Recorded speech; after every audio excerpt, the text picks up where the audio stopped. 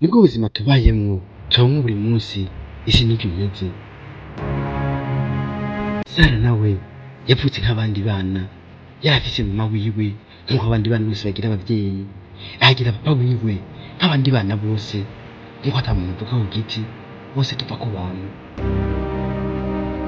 Sara akivuka agisha ubwenge niyo yarazi ko hari igihe kizogera ku myaka atazi, ku munsi atazi, akarara imbere y'inzu, akarara hanze, akarara mu mbeho, imwe bimurya ahura n'ibibazo bitagira uko bingana. Icyo akivuka ntavyo yaramenye. Nka buri muntu wese avuka atazi ibibazo azohura navyo mu buzima agiye kubamwo, ariko tuvuka twiteze Imana ko yaduteguriye ivyiza mu buzima, bikarangira atari ivyo tubonye. Iyi ni inkuru ya Sara, inkuru ibabaje cane. Kora subscribe twinjire mw'idonido. Muhawe ikaze.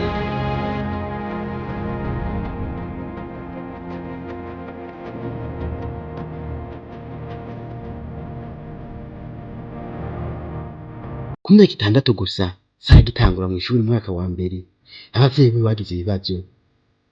Sara yabwiye abavyeyi, mama, papa, ziri indoto zo kwiga nkashika kure, nifuza kuba umuganga. Abavyeyi bakunda umwana ntako batagize, batwaye umwana kw'ishure ku myaka 6 gusa. Ku mugoroba abavyeyi bagiye gutora umwana, imodoka yabwiye isanganya. Abavyeyi na Sara ubu munsi wa nyuma gusubira kubonana mu buzima bwabo bwose. Sara ibibazo yawe yaratanguye kuva ku myaka 6, ku munsi wa mbere agitangura kw'ishuri, ashika gusha ku ndoto ziwe.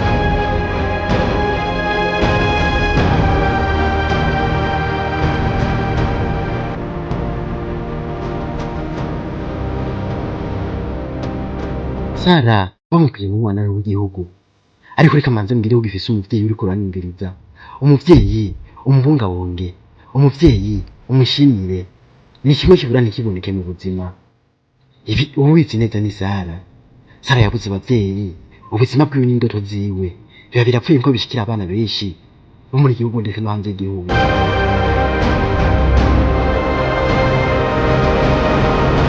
Ku munsi wo guca ku mazi, inshuti n'imiryango, abana abandi babwiye Sara ko atazobura ikimubungabunga, ko atazobura ikimwitaho.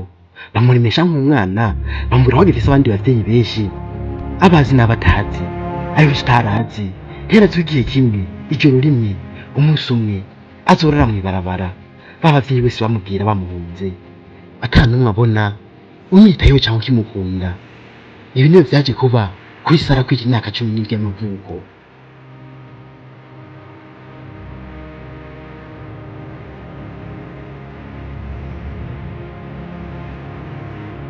Sara yagiye kurigwa ku nshuti, si abavyeyi banyakwigendera.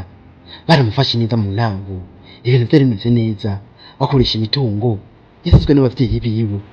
Sara baramwitayeho, bamushira mw'ishuri, arabandanya ariga arakura. Ageze umwaka wa 3, ibintu bitangura guhinduka buhoro buhoro. Sara atangura kubura uburyo bwo kw'ishure, minervari n'amakaye n'ibindi. Byarangiye Sara yagiye ishuri bamwirukana. Sara yatanguye kuba mu buzima bugoye cane. Umuryango umutubika bamwita amazina atitwa, kubera amatungo y'umuryango wiwe yaramaze guhera. Sara yavuye ngaho aja kuba ku bindi muryango. Uwo muryango n'imwe vyakunze kwamara iminsi, bamubwira ko afise ingeso mbi, arico catumye adahuza n'uwamutunze bwa mbere. Vya bindi bavuga mu Kirundi, imfuvyi ya mbere yabigije iya nyuma kuregwa. Ariko ntiyari amakosa ya Sara. Sara yararenganwa. Kuva uwo munsi Sara yatanguye kurara ubusa, ahavuye asanga bamwugaranye arara inyuma y'inzu. Kuva ico gihe Sara yafashe ingingo yo kuva hafi y'imuhira, aja kwibera ahantu kure ata muntu amuzi, hakorerwa hafi y'imiryango, nk'uko abana benshi muri gihe babigenza. Atinze kunyuma y'igisagara, niko vyagendeye na Sara.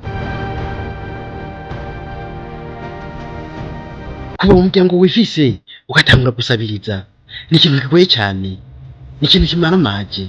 Nibwo ubuzima Sara yatanguye, aja gusabiriza utwarya, aja gusabiriza harara, ariko ntivyakunze. Benshi bamwita amazina atandukanye, imaraya, indaya, eka n'ibindi bibabaje. Sara umutima uravyimba, ariko ku iherezo Sara yaje kuba umuntu akomeye cane, yaje kuba ikintu gitangaje cane. Sara yabaye intwarikazi, yarakomeje amashuri, araba n'umuganga, akomeza za ndoto ziwe. atangura gufasha wa muryango wamuta, wa muryango wamwirukana, wa muryango wamufata nabi. Ufise indoto ntugacike intege, komeza ugwane, umunsi umwe bizokunda. None ni gute Sara avuye mu buzima bwo mwibarabara, ubuzima bw'amayibobo, aza kuba umuntu akomeye cyane. Iyi ni episode ya mbere, ni inkuru ya Sara.